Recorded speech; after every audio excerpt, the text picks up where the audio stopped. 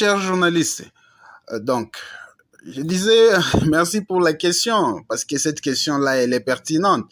Moi, j'ai été toujours optimiste et je sais que nous allons remporter cette bataille, même si l'ennemi, l'M23, avec l'appui du M23, est maintenant vers 3 antennes Kibumba et c'est à moins de 20 kilomètres de la ville de Goma qui est maintenant en danger. Mais la solution pour nous, c'est de déplacer cette guerre vers les territoires rwandais parce qu'il faut que Kagame sente que, en tout cas, les Congolais sont fâchés et que la blague doit cesser. Ça fait des décennies que nous subissons le malheur imposé par le régime de Kigali avec tous ses alliés et qu'aujourd'hui nous sommes en train de voir, c'est toutes les forces patriotiques qui sont déjà présentes à Goma et à Nyiragongo et à Masisi, mais on voit le silence total du président Félix Tshisekedi qui bloque la logistique alors que l'ennemi est à la porte de Goma. Et ça, nous sommes en train de dénoncer et nous sommes en train de dire, est-ce que ça, ce n'est pas une complicité?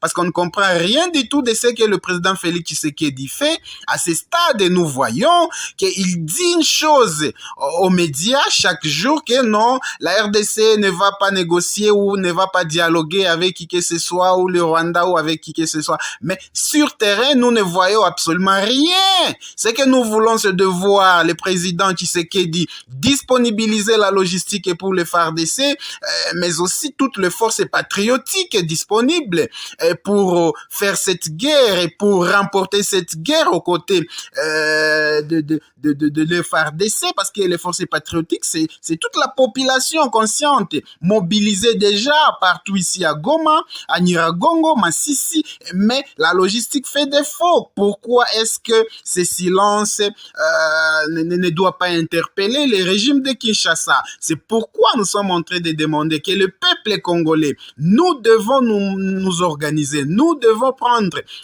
en charge nous-mêmes cette question, parce que rien ne s'explique que Kinshasa garde silence alors que les M23 continuent à attaquer plusieurs positions et entités jadis occupées par les FARDC. Et aujourd'hui, je vous informe que Bambou, 3 antennes, ce n'était pas occupé par les M23, mais le Rwanda. Mais aujourd'hui, c'est occupé par l'ennemi.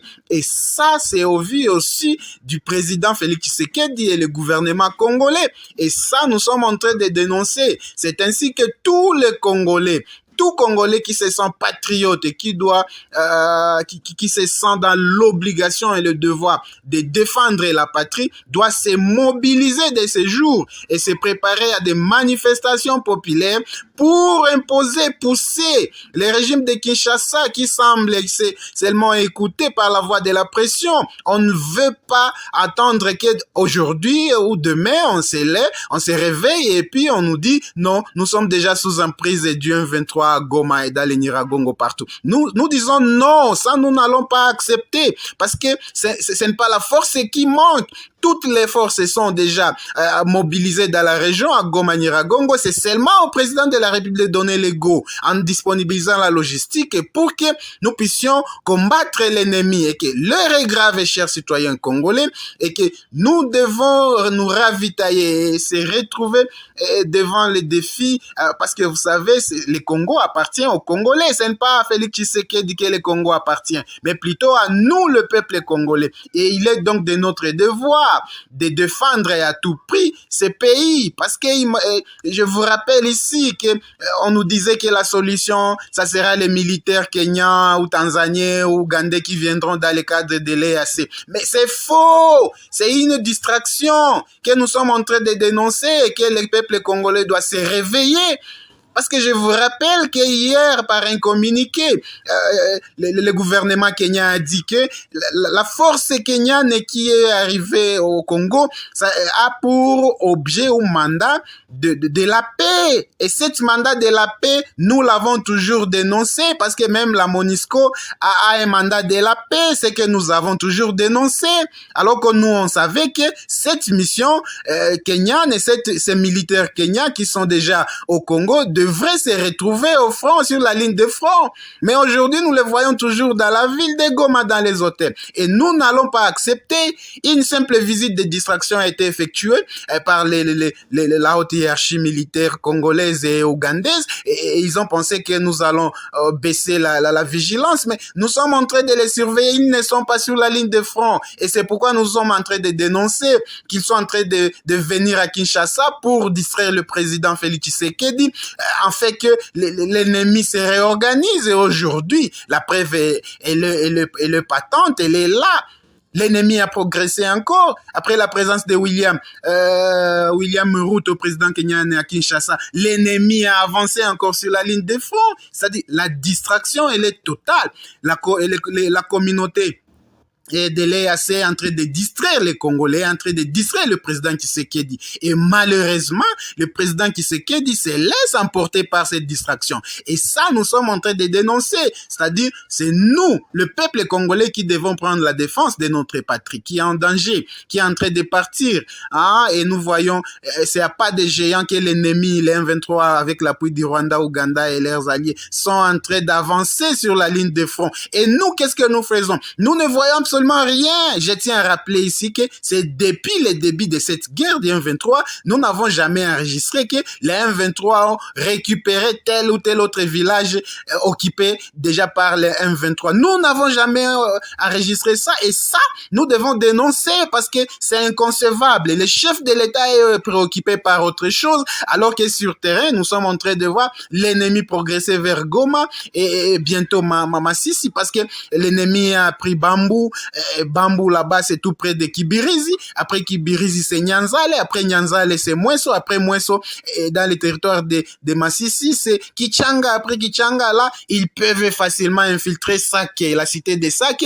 Et Sake, c'est la porte encore d'entrée de Goma. Mais aussi, l'objectif, c'est de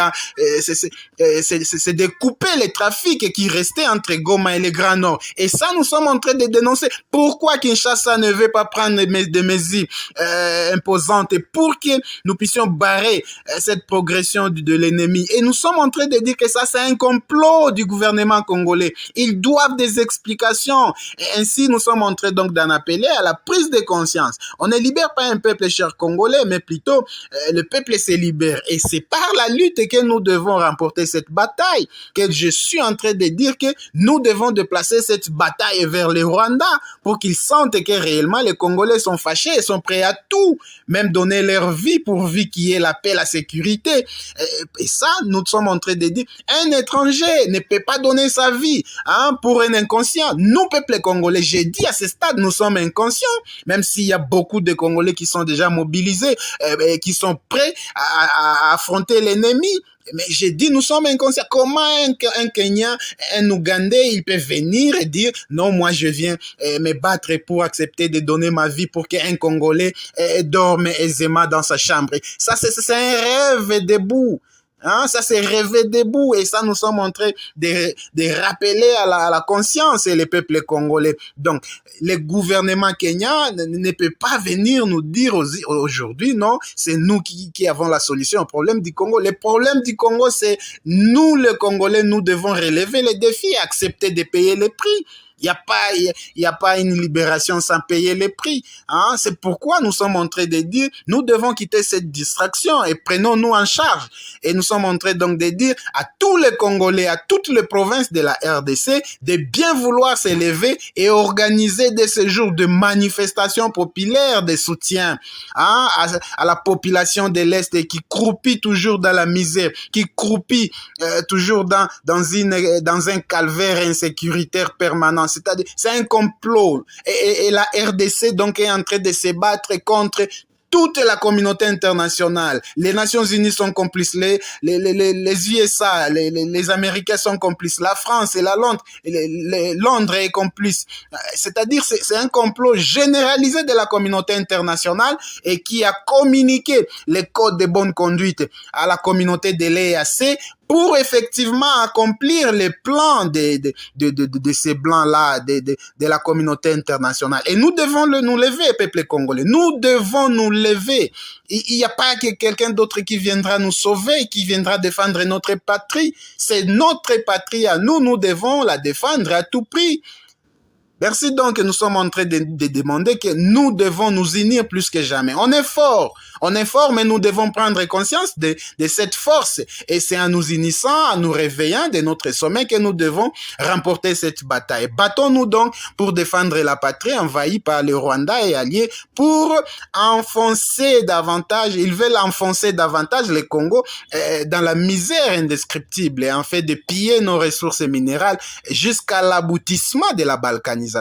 Donc, voici donc le message, chers amis de la presse, que je voulais vous transmettre. Et nous sommes en train de nous mobiliser déjà et nous devons nous mobiliser ensemble pour que les Congolais de partout puissent s'approprier ces dangers, parce que c'est la patrie qui est en danger. Quand Goma va tomber, demain ça sera Bukavu, après Bukavu ça sera tous les sites Kivu, après les sites Kivu, là, Nituri n'en parlons pas, ce sont les mêmes Rwandais qui opèrent là-bas à Nituri. Ils ont financé, les Américains ont financé, et aujourd'hui, nous vous informons qu'il y a même des petits porteurs qui atterrissent dans les forêts, dans l'Ituri ou dans les régions occupées par les rebelles aujourd'hui, Codeco, et qui remontent et qui repartent avec les minéraux, c'est-à-dire l'objectif c'est de tirer les dividendes de nos ressources du sous-sol et du sol congolais et nous abandonner dans la misère, nous soumettre dans un esclavagisme. Donc, nous n'allons pas accepter. Nous devons nous lever comme un seul peuple et dire non à ces plans de balkanisation qui avancent et à pas de géants. Merci beaucoup. C'est Patrick.